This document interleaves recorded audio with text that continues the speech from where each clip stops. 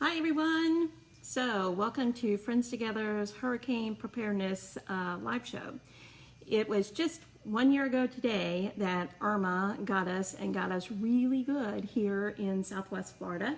Those of you that follow our information know that even though we were very prepared for the storm, we were not prepared for her to take a turn and really wallop us at our house really hard. Much harder than we expected. So we are ready this year for anything.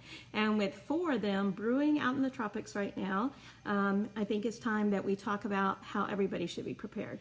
Because as a Florida native, I've grown up dealing with storms. I've been through Andrew, I've been through the 4 that hit us in 1 year in 2004, Charlie. I've been through lots of different storms, but last year really rocked my world because it was different than any storm I'd ever been through. And every storm's different, obviously.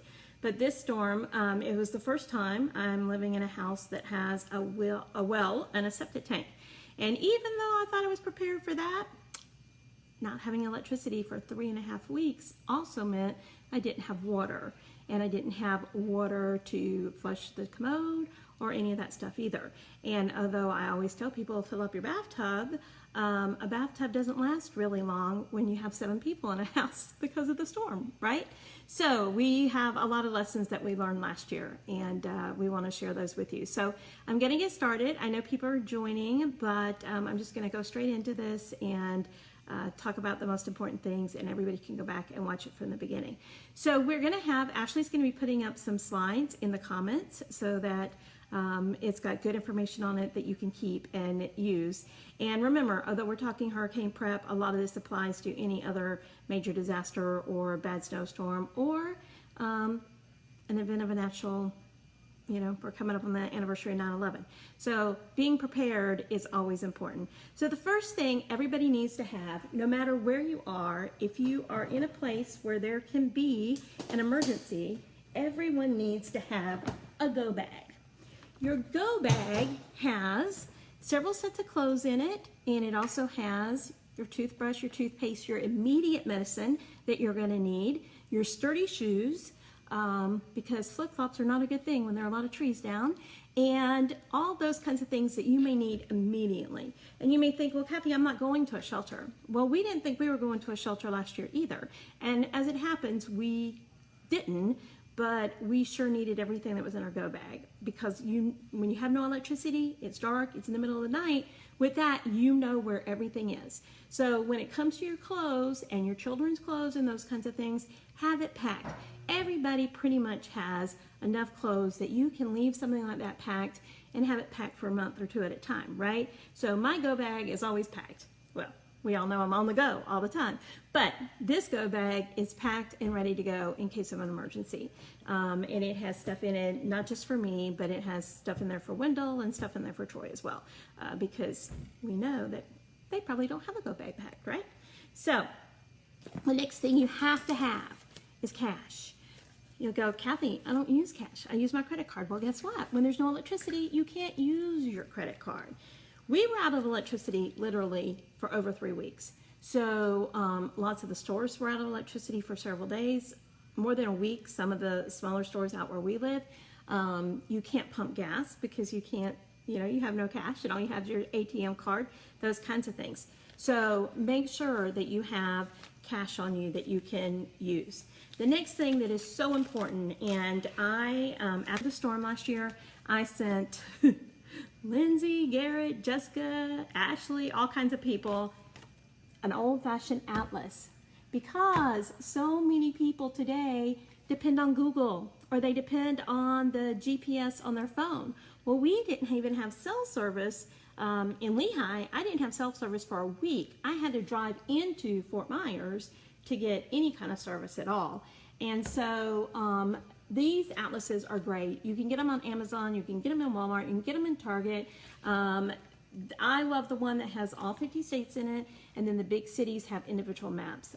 For me, this is the absolute best kind, but you at least need a road map for evacuation purposes, because if you wait a little late and you get stuck on 75 where the traffic's at a complete standstill and you're in a town you don't know, you need to know how to get off and navigate around so that you can get on the back roads. And in Florida, that's a lot of our roads, right?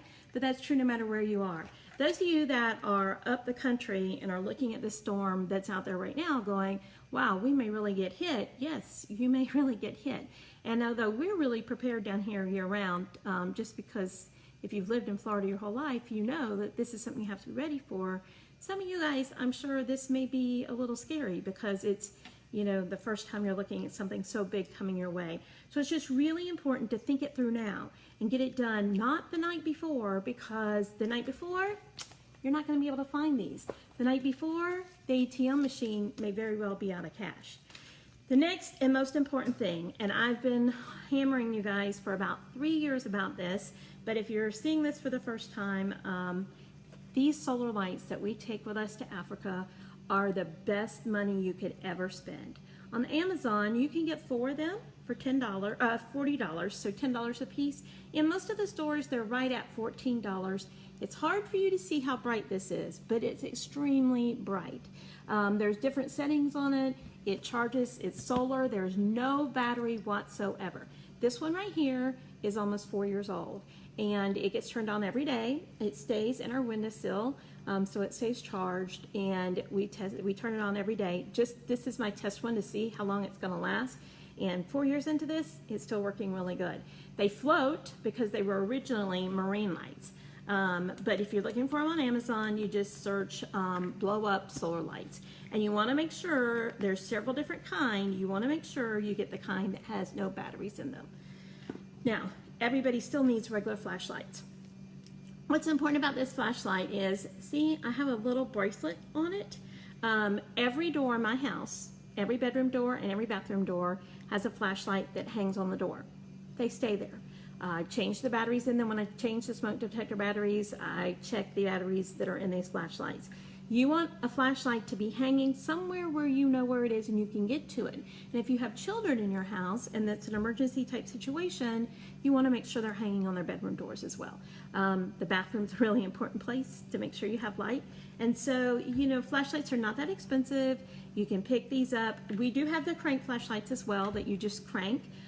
That have no batteries in them, but these are still, you know, a little brighter and a little just sometimes easier to deal with in the moment.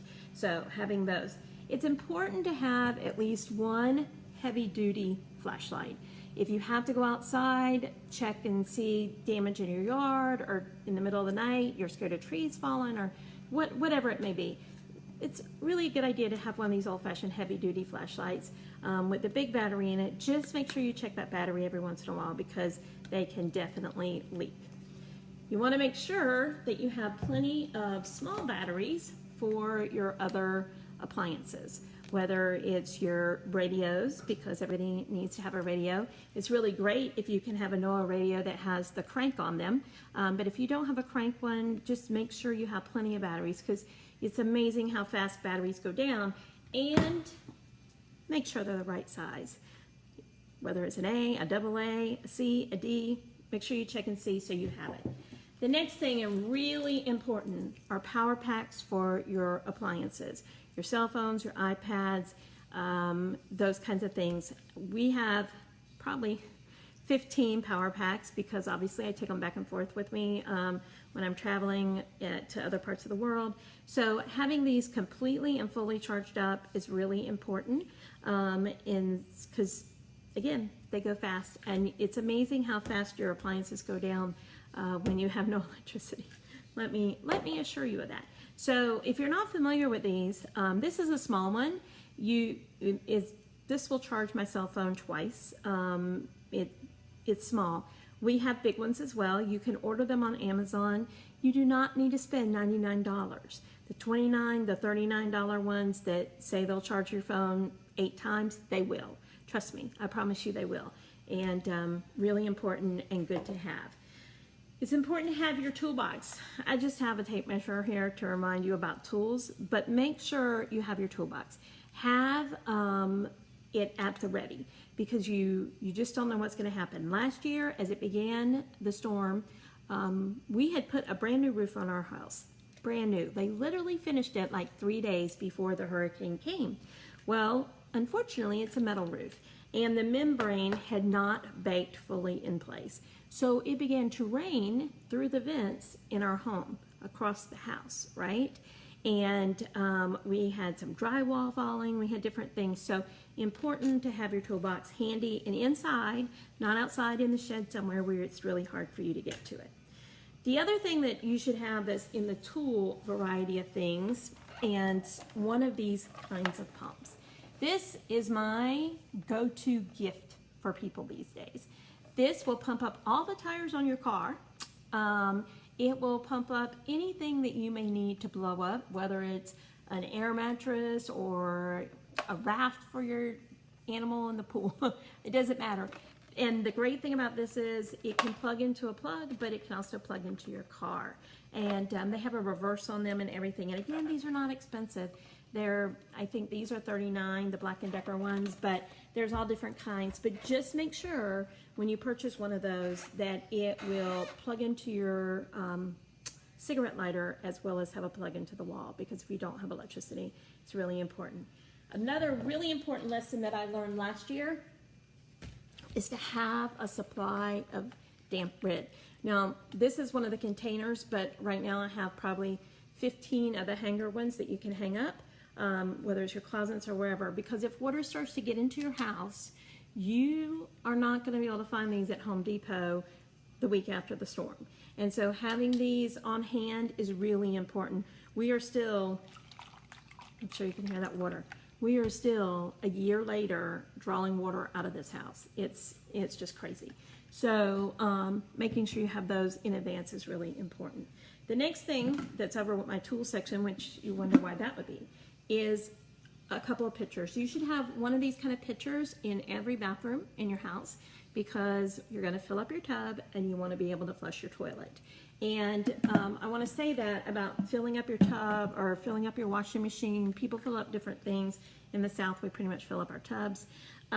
If you fill up your bathtub and you have a small child in your house, please lock that bathroom door, or make it so that no one can get into it without moving the chair or something like that, because we wouldn't want another catastrophe happening there with that. The next thing are Ziploc bags. Ziploc bags of every size are your very, very best friend. First, right now, you want to get all your important paperwork, which hopefully you already have this done and it just stays in there year after year after year. There's no reason not to store it this way. But all your important paperwork in a Ziploc bag, double it up 2 or 3 times. I do, because I'm just worried about it getting wet. But things that you're going to need: your birth certificates, your ID, if you've got medication list, if you've got anything that's important, a value that you're going to grab and go with you, should be in something to make it waterproof. The other kind of bag that you can use are the air compressed bags. Those are great. Most of those are waterproof as well, so they work really, really good too. So moving on. So that's kind of your tool section. Oh, very important, have 3 or 4 of these.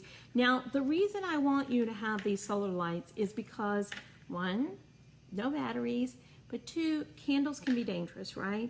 If you have small children or small animals in your house, it's easy for those candles to fall, and it's easy for something bad, another tragedy, to happen in the middle of the tragedy you're trying to prevent. However, it's still important to have a lighter. There's all kinds of reasons you may need this, and most people are still going to be burning candles at some point as well. But having several of these long torches are an important thing to have as well with your tools. Now we're going to start talking kind of about your kitchen area. You must have a can opener. A can opener that doesn't have to be plugged into a wall to work. I know. Who knows how hard it is to find can openers these days. But this one actually does have a battery in it. And this we have, well, there you go. Let's see, how do I turn press here to stop. There. We have this because Wendell's his grip is not great, but we also have mechanical ones as well. So because you can't open your canned food if you don't have a can opener. So make sure you have those. It's important your water. We always talk about water. We show water. And I saw the funniest meme last night because it was a Walmart, and the water people had 25 cases of water in their thing, and the girl is saying, "You people live on 3 cans of soda a day." You need to be prepared with your water. You're going to need it to drink. You're going to need it to wash plates or wash your hands or your silverware, all kinds of things. So I always tell people double what it says on the water, but make sure you have your water. Have gallon-sized bottles of water because they're easier to store. You can get to them, but you also want to have your smaller bottles like this. And what you want to do with these right now, a few days before the storm is coming, is put them in your freezer. This sounds crazy, but I promise you it's true. The less free space in your freezer, the longer your food is going to last. And if these are frozen, it's going to take them longer to thaw out, and you're going to have cold water for a longer amount of time. So now is the time to, if you don't have regular water bottles like this, take your Ziploc bags, fill them up with water, and put those inside of your freezer to take up space. It really does make it so your food is going to last a lot longer if you lose electricity. Another important thing to have, especially if you have older people or people that are not well in your home, are some Boost or some Ensure. When it's hot and you have no electricity and you don't feel like eating, but you need to. Maybe you're diabetic like me, or whatever the reason. You have medicines to take and you need food in your stomach. These are really good to have on hand. The other thing that I really learned last year, instant coffee. I'm not a coffee drinker. I don't drink coffee at all, but boy, my daddy and Wendell do. And we had the little campfire stove, that we use, and we can cook anything on it. Plus, we have a whole outdoor kitchen. We have stove and stuff, but we had no way to make coffee. So every house I've lived in before, my stove's been gas. So even when there's been a hurricane, I've been able to have those kinds of things. So if this is important to you, get some old-fashioned instant coffee. Next, this is if you find yourself in a situation like we did last year with our water and electricity off for a long period of time. This is my purity bottle. This comes from RX. It comes actually from Terry Ferguson and Mike. They sent me these. It was so amazing of them to do that, but they gifted these to me. But these are bottles that you can take to Africa and drink water out of a ditch, and it's going to purify it. And so last year, even when our well came back, we knew that so many of the wells out here had been contaminated, and we had no way to know for sure if ours was contaminated or not. So this is just good to have.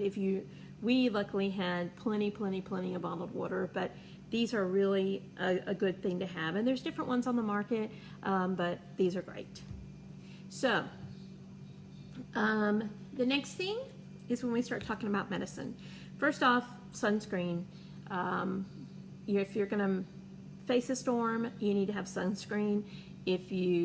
Because you don't know what kind of work you're going to have to do outside, you don't know any of those things that are going to happen. So sunscreen and bug spray or bug lotion or the off bands, they're extremely important to have and to have on hand.